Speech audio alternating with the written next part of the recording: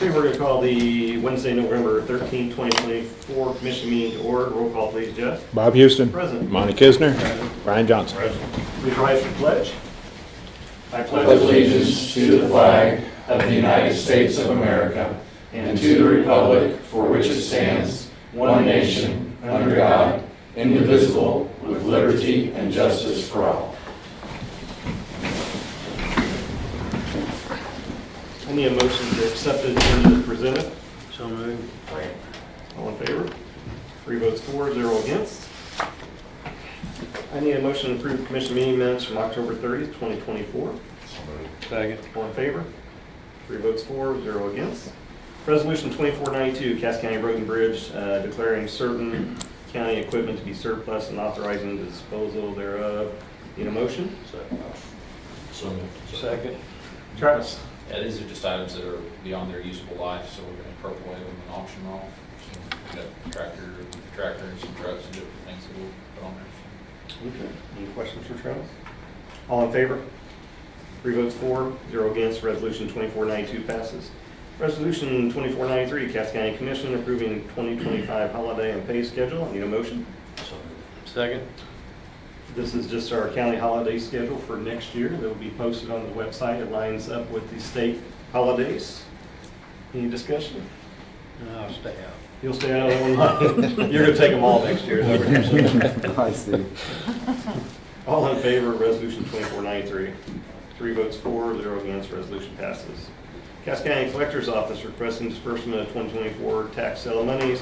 Certificate of purchase number 24-14, tax sale number 260, taxpayer name Dwayne Perkins, an amount of $188,038.05. I need a motion.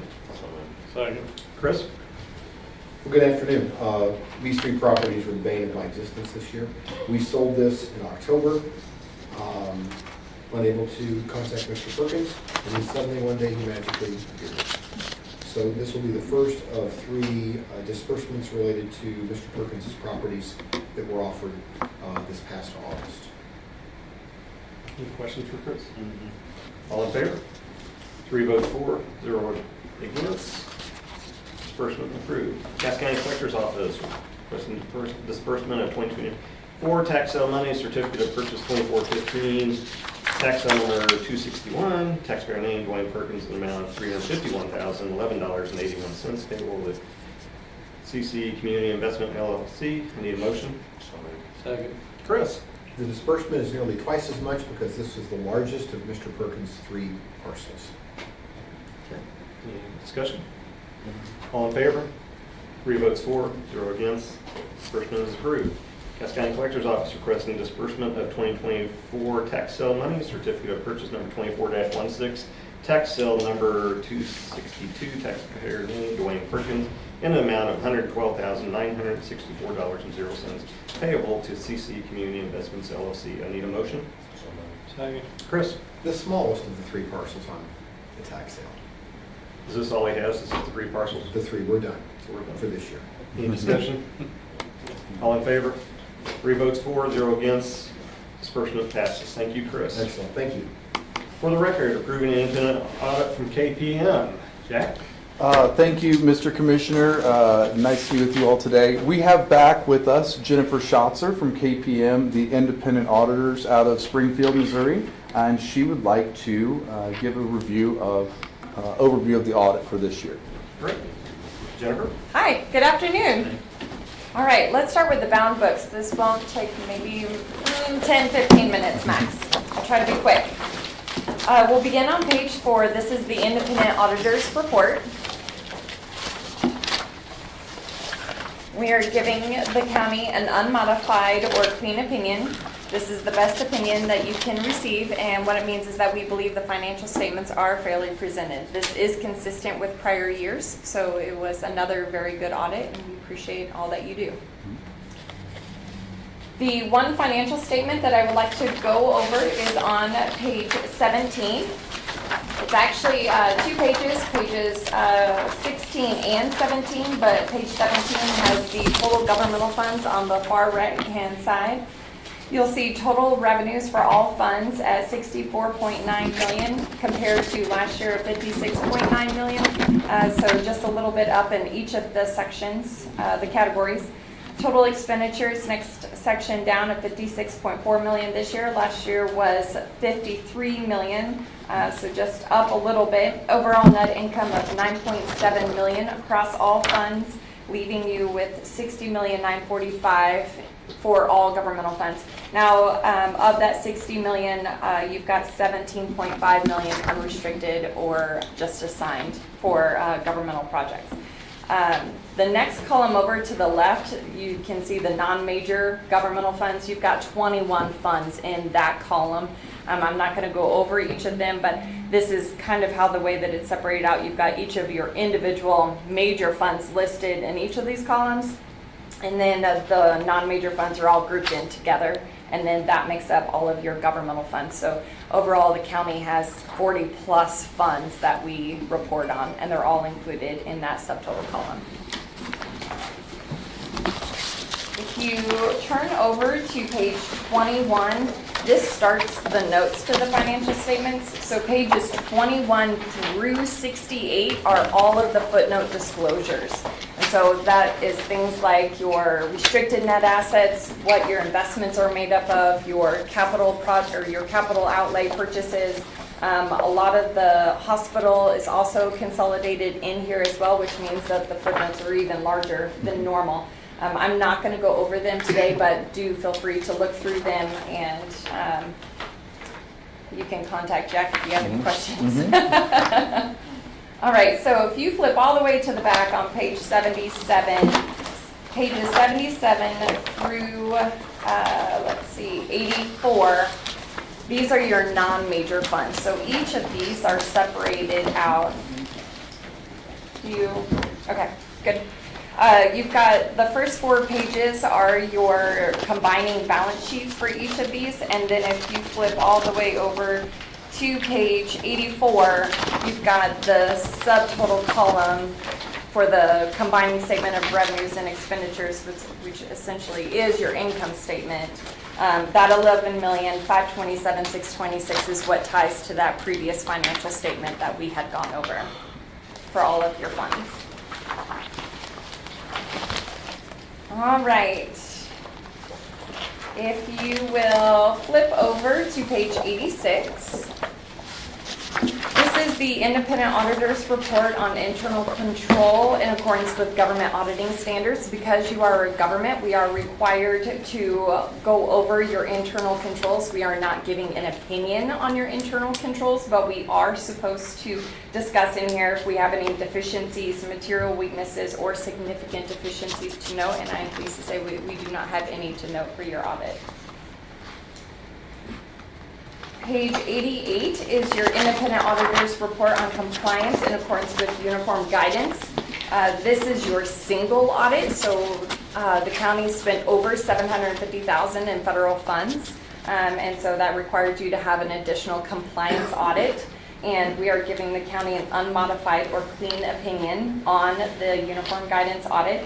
If you flip over to page 91, the schedule of expenditures of federal awards, which we call the CFA, lists out each and every single one of your federal expenditures that you had in 2023.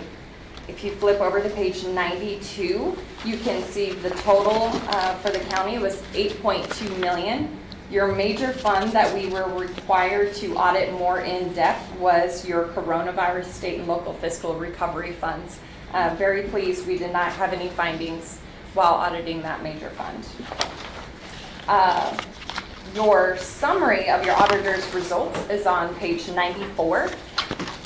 And so that summarizes your financial statement audit and your federal award audit. Again, unmodified opinion for both, no material weaknesses or significant deficiencies identified for either of them. So very good. Any questions on that portion before we go over with your 2 separate letters? Nope. Okay. All right, the 2 separate letters, we'll begin with the first one is the number 1. These are our written recommendations for the county. The first one is the Governmental Accounting Standards Board. which we call GASB, issues standards and statements for governments to implement. And so you've got the various ones. GASB 100 is accounting changes and error corrections coming up. GASB 101, which is compensated absences, which changes the way that things like sick, vacation, and PTO is presented in your financial statements. GASB Statement 102, discussing certain risk disclosures about high concentrations of risk. If you are only receiving revenue from one source, obviously that's a high concentration of risk that we would have to evaluate.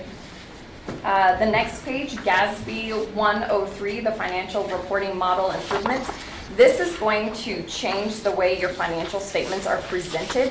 As a non-audit service, we help the county with the writing of the financial statements and the footnote disclosures, so we will make sure that the county is ready and compliant for when this does come into play. Number 2, cybersecurity, just again, being very, very careful. Continue to monitor and assess risk with cybersecurity. Do not click on anything and always call to verify on any ACHs or wire transfers if there needs to be a change going forward. GASB, number 3, the GASB proposal. So the revenue and the expense recognition project is kind of hand in hand with financial reporting model. All of that is going to change together, so we will just ensure that the county is compliant once those do come up. They will not be fun. It'll cause a lot of CPE on our part. So, but it'll affect 90% of our clients, so it's a pretty big one.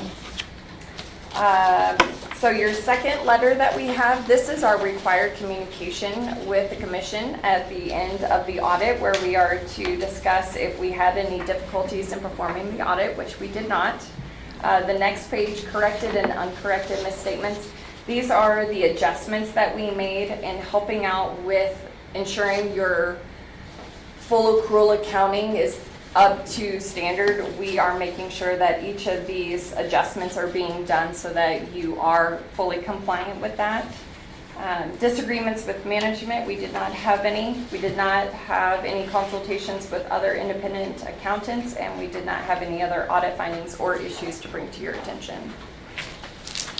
We appreciate the county and all of their offices. We are very needy when we're here on site for 2 weeks, so we appreciate everyone helping us out and getting us the things that we need. Thank you, Jennifer. Any questions for Jennifer? Thank you. How many years have you done for the county now? For this county, Several. when did we start this? I started, how many auditors ago? That's how I do this as auditors. How many auditors have I been through? I've been through a few. I probably agree with you on that.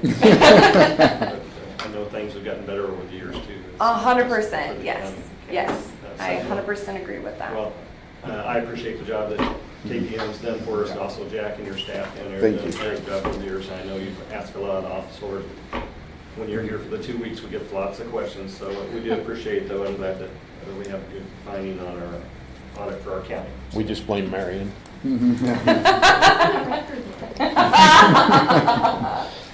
Jack, you like to say anything else, or? No, just thank KPM for their assistance. They do help us throughout the year, so if we have any questions, we ask first before we act. That way we know we're going to remain in compliance. But I thank her and thank my staff as well. Thank you, Jack. We will put that regular finding into our permanent record through the clerk's office, Jeff. Thank you, Jennifer. Appreciate And it. Mr. Commissioner, I'll add, this is posted online for public transparency as well. So after this meeting today, we will upload the digital form of this document for the public to have. Okay. Thank you. Thanks, Jack. Appreciate it. This time, we'll open the podium for any public comment. Seeing none, we're going to close the public comment portion. Commissioner Communications. Thanksgiving is upon us. It's coming quickly. We will have a meeting next week, though.